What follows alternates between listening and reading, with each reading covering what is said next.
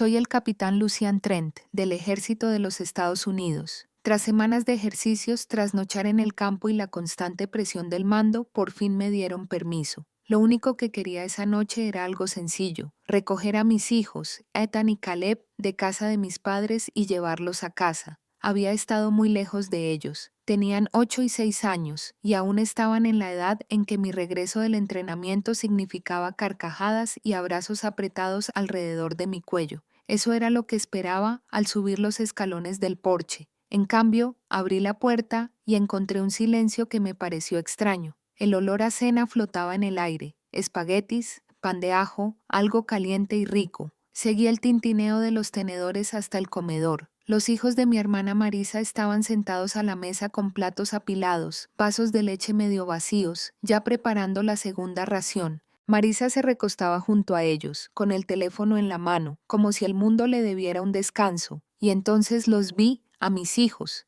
Ethan y Caleb estaban sentados con las piernas cruzadas en el suelo, cerca de la puerta de la cocina, con sus pequeños platos vacíos salvo por una leve mancha de mantequilla de cacahuete.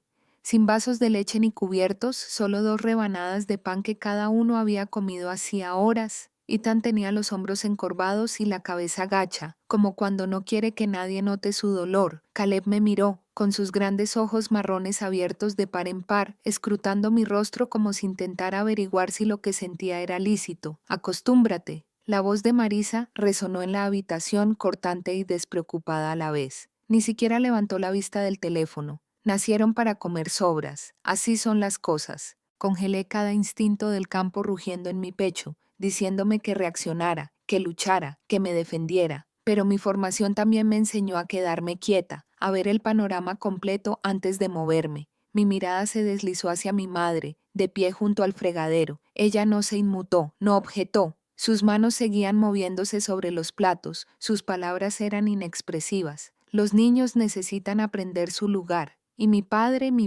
el hombre que una vez me saludó en mi ceremonia de nombramiento, asintió sin levantar la vista de su plato. «Tiene razón», murmuró. «Mejor que lo aprendan aquí que decepcionarse después». Quería gritar, quería agarrar los platos, llenarlos, sentar a mis hijos en esa mesa donde debían estar. Pero la mirada de Ethan me detuvo. Negó con la cabeza casi imperceptiblemente, como diciendo: «No lo empeores, mamá». Y Caleb se apoyó en mí, hambriento pero callado, aprendiendo ya el precio de llamar la atención. Así que me tragué el fuego que me invadía. Me agaché, los acerqué a ambos y les susurré: «Nos vamos a casa». Recogí sus mochilas, tomé la pequeña mano de Caleb y los acompañé a la salida sin decir una palabra más. El sonido de risas del comedor nos siguió por el pasillo, amortiguado por la puerta que se cerraba. Y al salir al aire nocturno me di cuenta de algo más frío que cualquier viento de campo de batalla. No acababa de salir de casa de mis padres. Había dejado atrás la ilusión de la familia. Conduciendo a casa esa noche con Ethan y Caleb dormitando en el asiento trasero, no pude evitar la pregunta que llevaba años rondando en mi cabeza: ¿cómo había llegado a esto?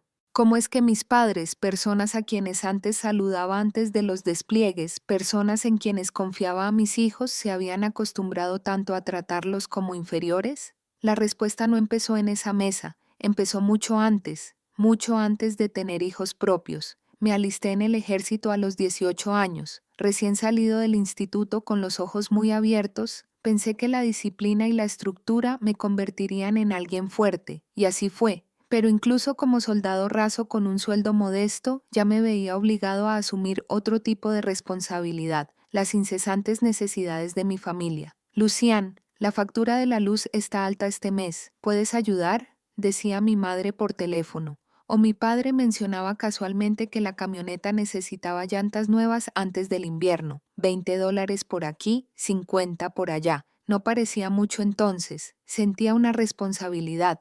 A medida que ascendía de sargento especialista, luego de oficial, mis ingresos aumentaban, al igual que las solicitudes. Dejaron de ser pequeños favores para convertirse en gastos importantes: reparaciones del techo, facturas médicas, el auto usado de Marisa que, de alguna manera, terminé comprando. Cada súplica venía con un toque de urgencia, envuelta en culpa y atada con el lazo de la lealtad familiar. Para cuando me puse el título de capitán, no solo estaba sirviendo a mi país, Estaba financiando un hogar que no era mío. David, mi exmarido, lo veía con más claridad que yo. Me veía firmar otro cheque y me decía en voz baja: Lu, ya no eres su hija, eres su banco. Me erizaba la insinuación, lo acusaba de exagerar, le decía que la familia era complicada. Quería creer que mis sacrificios eran recompensados, que mi generosidad era una muestra de amor. No quería admitir lo que él ya sabía. El amor se había convertido en una herramienta.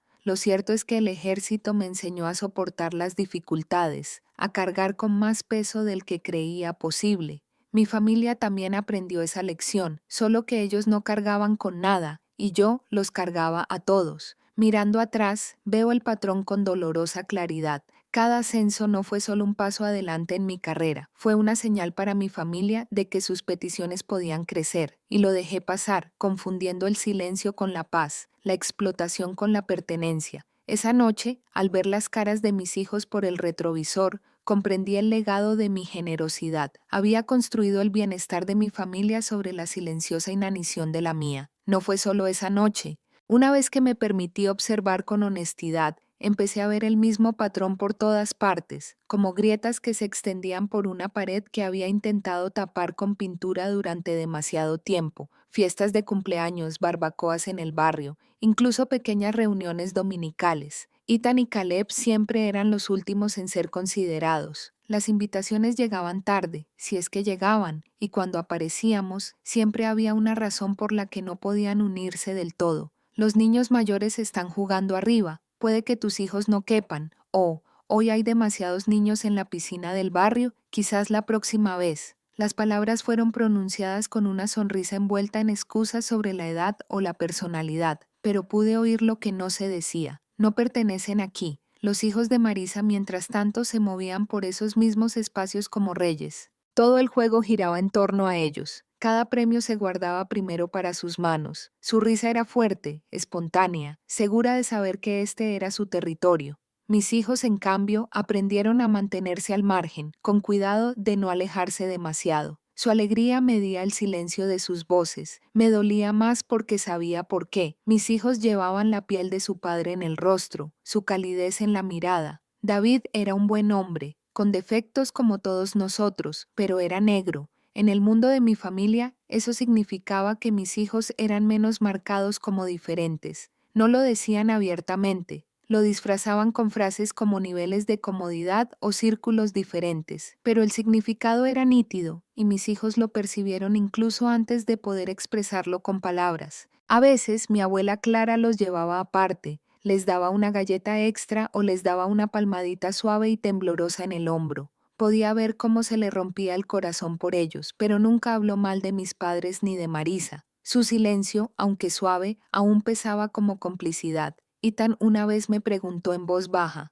¿por qué la abuela Clara solo nos sonríe cuando nadie más nos ve? No tenía respuesta. El ejército me había entrenado para detectar las debilidades en las defensas, para ver el más mínimo detalle y saber qué significaba para la lucha mayor. Y ahora lo veía en mis hijos, en la caída de hombros de Ethan cuando comenzaba otro partido sin él. La forma en que Caleb dejó de preguntar si podía ir a fiestas de cumpleaños. Poco a poco estaban aprendiendo una lección. Nunca quise que supieran que el amor en una familia podía ser condicional, que la aceptación podía racionarse como si fueran migajas, y como su madre, esa comprensión me desgarró más que cualquier herida que hubiera recibido en el uniforme. La inquietud había ido creciendo durante meses, pero el momento de claridad llegó una tarde cualquiera. Había salido temprano del trabajo y decidí pasar por casa de mis padres antes de recoger a los niños del colegio. La entrada estaba abarrotada. La camioneta de Marisa estaba enfrente, la de mi padre al lado. Casi me di la vuelta, pero algo en mí necesitaba ver, necesitaba saber. Entré por la puerta lateral como siempre y me detuve en el estrecho pasillo que conducía a la cocina. Al principio, las voces se oían con naturalidad, pero se intensificaron al escuchar. La otra noche reaccionó de forma exagerada, dijo Marisa. Su tono era cortante, como si fuéramos monstruos solo porque los chicos no se sentaban a la mesa. Nacieron para comer sobras. Ese es su lugar. Sentí una opresión en el pecho, pero me quedé quieta, con la espalda pegada a la pared. Ya lo superará, respondió mi padre como si hablara del tiempo. Lucian siempre vuelve, es demasiado leal para romper lazos. Además, es nuestra red de seguridad. Ese sueldo del ejército nos mantiene a flote. Cederá, siempre lo hace. La voz de mi madre siguió baja pero firme. Es una cartera andante. Eso es lo que es. Puede irse furiosa, pero cuando las facturas se acumulan, vuelve a aparecer con su chequera. Siempre lo hace. Sus palabras me impactaron como una lluvia fría que empapó las últimas defensas que me quedaban. Mi propia familia. Personas por las que había derramado mi sangre para proteger. Personas cuya hipoteca había ayudado a pagar, cuyas emergencias había cubierto sin dudarlo, que no me veían como una hija, ni como una hermana, ni siquiera como una soldado sacrificada. Para ellos yo era un recurso inagotable, un cajero automático uniformado, y peor aún, habían puesto el lugar de mis hijos en el mundo por debajo de sus primos, por debajo de la mesa, por debajo de la dignidad. Sentí la sangre calentarme en los oídos, mis manos apretándose en puños a los costados. Mi instinto me gritaba que atravesara esa puerta para enfrentarlos allí mismo, pero no lo hice. El entrenamiento me había enseñado el poder del silencio, la fuerza de esperar el momento oportuno. Así que me quedé allí, tragándome la furia, escuchando cómo confirmaban cada sospecha que había intentado ocultar durante años. Esa tarde se convirtió en la línea de fractura de mi vida, el punto donde terminó mi antigua versión de mí. La hermosa hija que pagó sin rechistar murió en ese pasillo.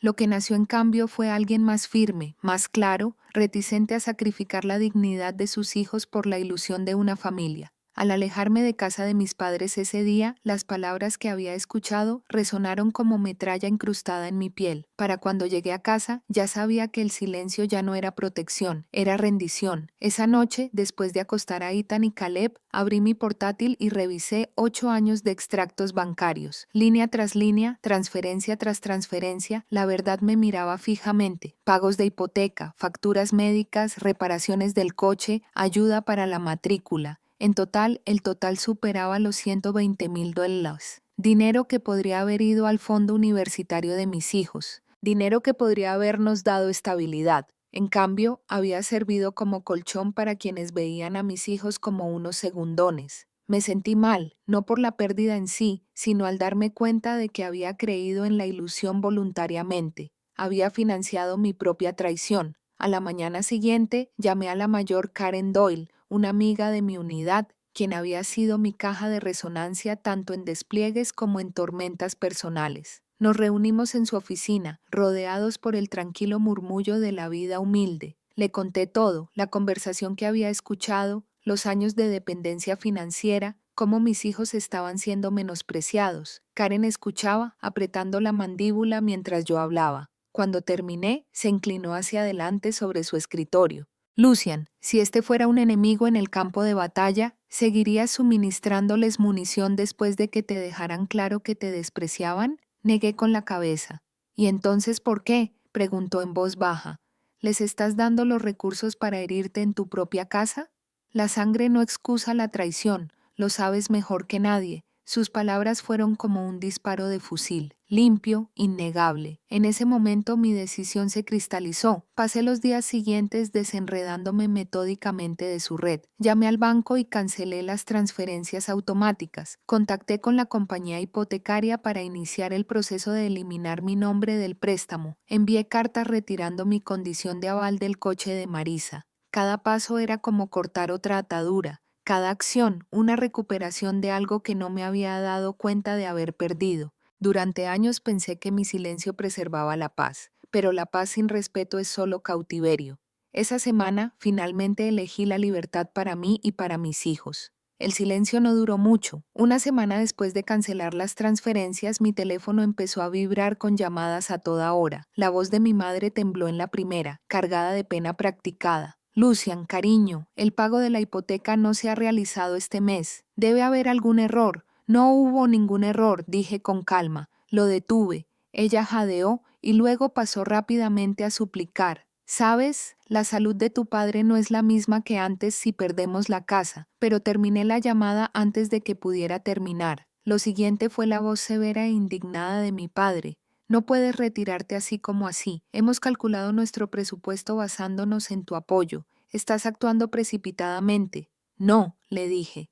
Por fin estoy actuando racionalmente. Marisa, como era previsible, fue la que más gritó. Me llenó el buzón de voz con acusaciones, con palabras tan duras que me hirieron. Has arruinado todo lo que mis hijos tenían al cambiarse de escuela por tu culpa. ¿Acaso te importa la familia? Eres egoísta, Lucián. Egoísta. Su rabia solo confirmó lo que ya sabía. Nunca me había visto como una hermana, solo como un apoyo. En su desesperación, mis padres incluso enviaron a Clara, mi abuela, a hablar conmigo. Se sentó a la mesa de mi cocina, con las manos bien juntas y los ojos llorosos pero firmes. Lucian, dijo en voz baja, querían que te dijera cuánto te necesitan, pero creo que les has dado suficiente, más que suficiente. Me tomó la mano. Los has llevado a cuestas durante años. No es tu deber llevarlos para siempre. Era la primera vez que alguien de mi familia decía la verdad en voz alta. Mientras tanto, la realidad empezó a cernirse sobre ellos. La casa familiar, llamada la Casa Trent durante generaciones, estaba en venta.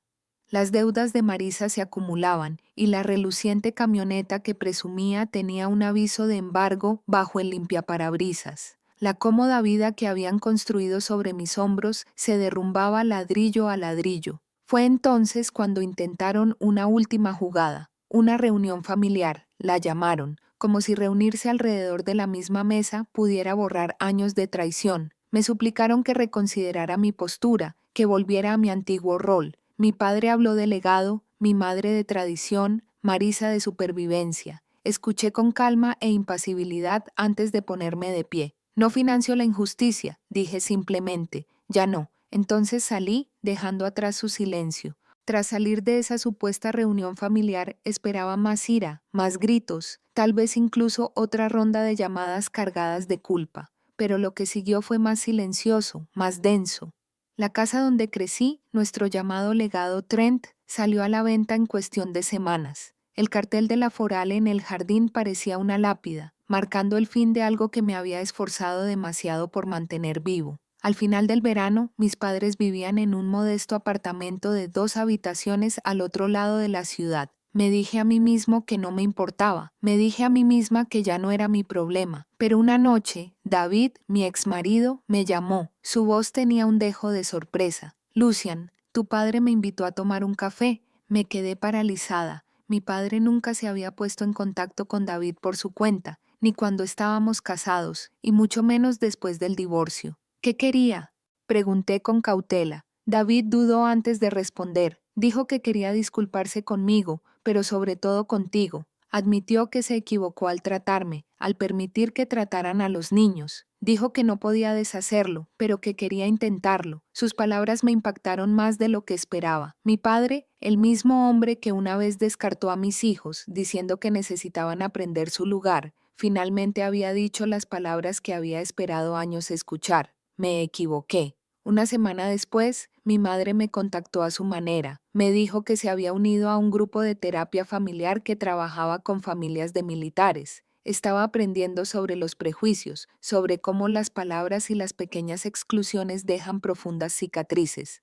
Nunca lo había visto así, admitió en voz baja. Intento entender. No me apresuré a perdonar, pero noté el cambio en su tono cuando llamaron. Por primera vez preguntaron por los entrenamientos de fútbol de Ethan, por los dibujos de Caleb. Querían saber, no por obligación, no como preludio a otra solicitud de dinero, sino con genuino interés. Era poco, frágiles pero reales. Por una vez, mis hijos no eran invisibles a sus ojos, no eran los restos, eran nietos a quienes veían y a quienes hablaban con cariño. Y aunque mantuve la guardia alta, una parte de mí se preguntaba si tal vez, solo tal vez, este era el comienzo de algo diferente. A pesar de mi cautela, sabía que mis hijos merecían la oportunidad de comprobar por sí mismos si el cambio era real. Así que, cuando mis padres pidieron visitarme, acepté, pero con mis condiciones. Nos reunimos en el salón comunitario de la base, un lugar donde me sentí seguro, donde las paredes guardaban recuerdos de mi servicio y no de las traiciones de mi familia. La velada consistió en mesas plegables sencillas, platos de papel y una cena modesta que yo había organizado, pero para Ethan y Caleb fue un escenario. Por primera vez les dieron asientos junto a sus abuelos. Mi padre se inclinó y le preguntó a Ethan sobre sus partidos de fútbol. Mi madre admiraba las parodias de Caleb, escuchando mientras explicaba cada frase con el entusiasmo de un niño al que finalmente escuchan. No hubo miradas hacia los hijos de Marisa, ni señales sutiles de quién importaba más. Por una vez, mis hijos no eran sombras, eran el centro de atención. Los observaba atentamente, con todos mis instintos alerta ante cualquier error en la interpretación. Pero lo que vi fue algo diferente, una sinceridad torpe. Mis padres no eran pulidos en sus esfuerzos, tropezaban, se sobrecompensaban. Sin embargo, debajo de eso, percibí una sinceridad que no había visto en años. Intentaban no comprarme de vuelta, no negociar por un rescate financiero, sino asumir el papel que debieron haber desempeñado desde el principio. Al terminar la velada, me puse de pie y lo dejé claro: el perdón no se compra. Dije con voz tranquila pero firme: no se gana con disculpas ni promesas. Si quieren un lugar en la vida de mi hijo, demuéstrenlo con hechos, con constancia, con un amor que no dependa de mi chequera. Asintieron en silencio. Quizás por primera vez entendieron cada palabra que decía en serio. Mientras recogíamos, Ethan me tiró de la manga. Su rostro se iluminó con una sonrisa que no había visto después de una reunión familiar en años. «Mamá». El abuelo me escuchó de verdad esta noche. Susurró como si fuera un secreto demasiado frágil para compartirlo en voz alta.